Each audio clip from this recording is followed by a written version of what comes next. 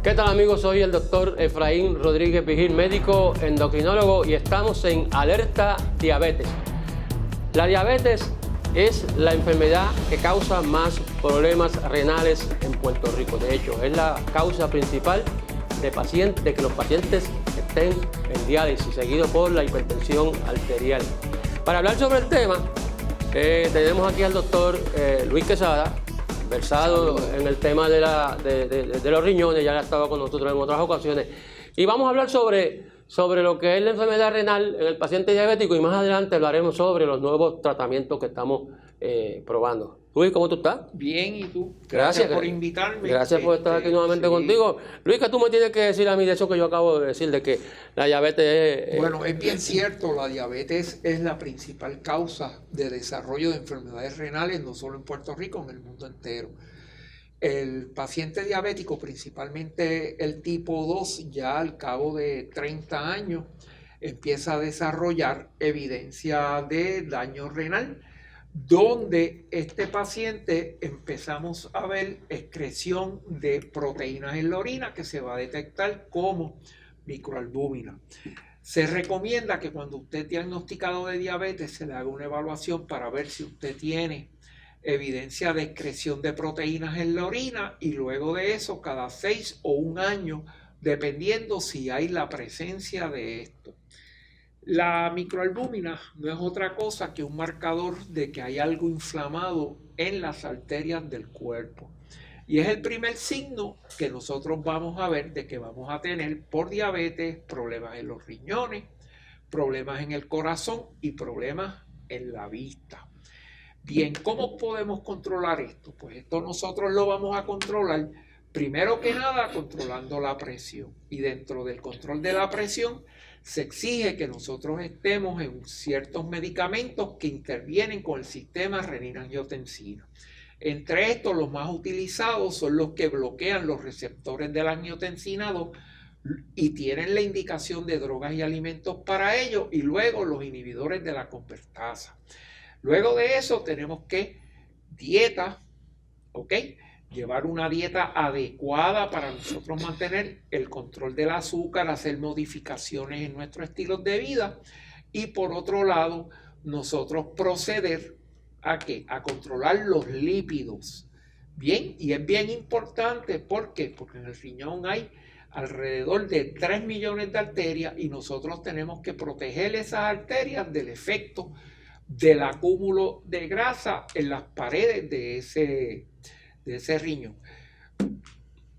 Ese endotelio, que es lo que reviste esa arteria, esas pequeñas arterias que llegan al riñón, ese endotelio sabemos que se daña en los diabéticos. Y muchas veces ese daño del endotelio ocurre antes de que se manifieste la enfermedad. Eso es correcto. Por eso es muy importante que cuando un paciente diabético sea recién diagnosticado, se le hagan esas pruebas que tú acabas de decir.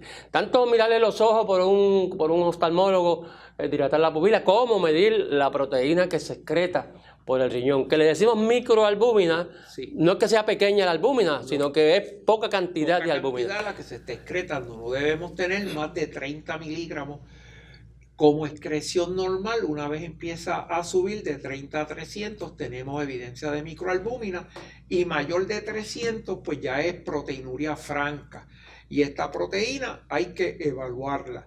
Bien importante mencionar que una vez tenemos microalbúmina, hay casi un 100% de probabilidad que tengamos enfermedad de la retina, ¿ok?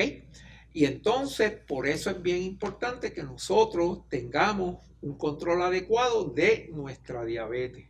Ahora bien, tener microalbúmina o tener albúmina en la orina no es igual a tener enfermedad renal crónica. No. O sea, la enfermedad renal crónica nosotros la definimos como una excreción. Ok, la enfermedad renal crónica se va a cualificar. Nosotros tenemos 5 estadios de enfermedad renal. Estadio 1, que es de 75 a 110, que eso es normal, pero en un riñón que ya sufrió un insulto por alguna razón. Usted puede ser diabético, hipertenso, haber tenido fallo renal, tener muchas infecciones de orina, y eso lo pone usted, aunque tenga una función normal, vamos a poner de 90 cc por minuto, usted está en un estadio 1. Un estadio 2 que ya es por debajo de 75 hasta los 50, ya ahí empezamos a ver elevaciones de creatinina, aunque no en todos los casos. Porque es bien importante nosotros medir lo que nosotros llamamos el GFR, que ahora se requiere por ley que se le ponga a todos los laboratorios. ¿Por qué? Porque usted puede tener 1 de creatinina, que usted lo considera normal. Me explico, en las mujeres la creatinina normal es hasta 1 y en los hombres hasta 1.2. Usted va a su médico, usted tiene 70 años y ve que tiene una creatinina en 1 y eso puede significar un GFR en 50. Usted tiene 20 años, tiene una creatinina en 1 y eso puede significar que su función esté completamente normal. ¿Y por qué es esto? Porque si usted no hace los ajustes necesarios, usted puede dañar el riñón más todavía y precipitar que entonces tenga una enfermedad renal progresiva. Entonces, usted tiene 5 estadios, ¿ok? Ya hablamos del 1, del 2, entonces tenemos un 3A, un 3B, un 4 y un 5, que es el que ya está en diálisis. Bien, nosotros tenemos que proteger nuestra función renal adecuadamente, principalmente si ya usted bajó de un estadio 2 en adelante, para evitar que esa enfermedad progrese y usted pueda caer en hemodiálisis, que es lo que no queremos. Entonces, ¿qué podemos hacer para que eso no ocurra? ¿Qué cosa el paciente diabético común debe saber para que esa función renal no siga decayendo? Porque sabemos que la regla para calcular la función renal considera la edad, el peso y el sexo. Y sexo ya no, la raza. Sí, okay. Sexo sí, y la raza. Sí, porque en los pacientes negros es un factor de riesgo. Sí. Y si fuma, es otro factor de riesgo. Exactamente, eso es lo otro que yo no mencioné ahorita, que entre las cosas que usted tiene que hacer para proteger el riñón es, si fuma, dejar de fumar. Y no tan solo el riñón, la retina. Si usted fuma, usted va a acelerar el daño que usted va a ver en la retina. Bien. Lo más importante de todo, y todos los estudios que se han hecho desde los 60, nos dicen una cosa que es más importante que el control de azúcar, control de la presión arterial.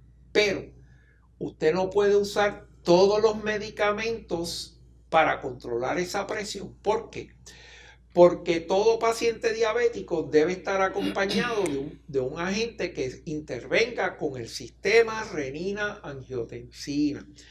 Si usted, por ejemplo, le ponen un bloqueador de canal de calcio, por ejemplo, un Norvasc, y no le dan un elemento que proteja, intervenga más bien en el sistema renina-angiotensina, usted lo que puede hacer es lo contrario, acelerar la función renal. No es que esto esté contraindicado, que usted vaya al médico y le diga, mira, me tienes el Norvasc, doctor Quesada dijo por televisión que no lo puedo usar porque esto me deteriora la función del riñón. No, usted lo puede usar, pero tiene que estar acompañado de un agente que intervenga en el sistema renina-angiotensina.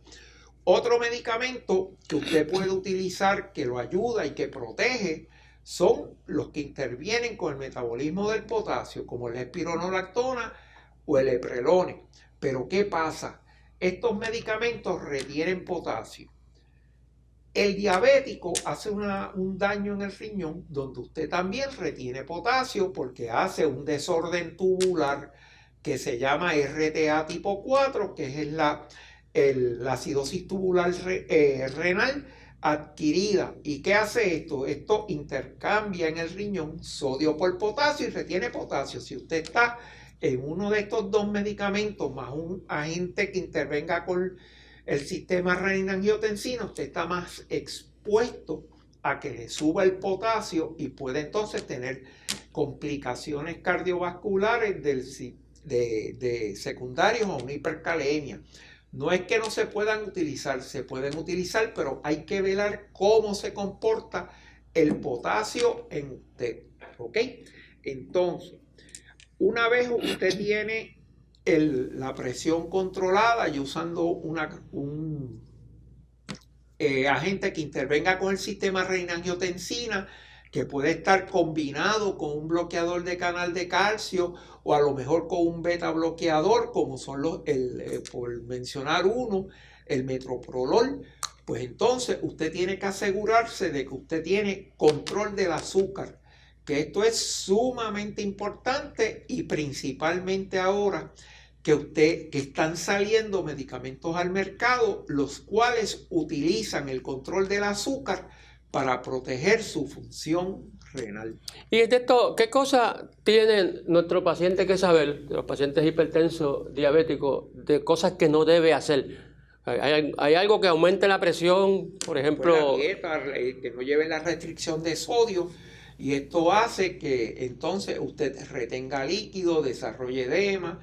Tiene que recordar que muchas veces las arterias de ustedes están sólidas, están duras, no tienen elasticidad, por lo tanto esto va a contribuir a que usted, a consecuencia de retención de sodio, desarrolle fallo cardíaco. ¿Y estos medicamentos que usamos over the counter, como por ejemplo el ibuprofén? No. Ningún antiinflamatorio se debe utilizar si ya usted tiene evidencia de insuficiencia renal. ¿Por qué es esto? Porque el riñón depende de unas hormonas para mantenerse relajado y a su misma vez evitar que haya endurecimiento, vamos a ponerlo de esa manera, dentro de todo su riñón.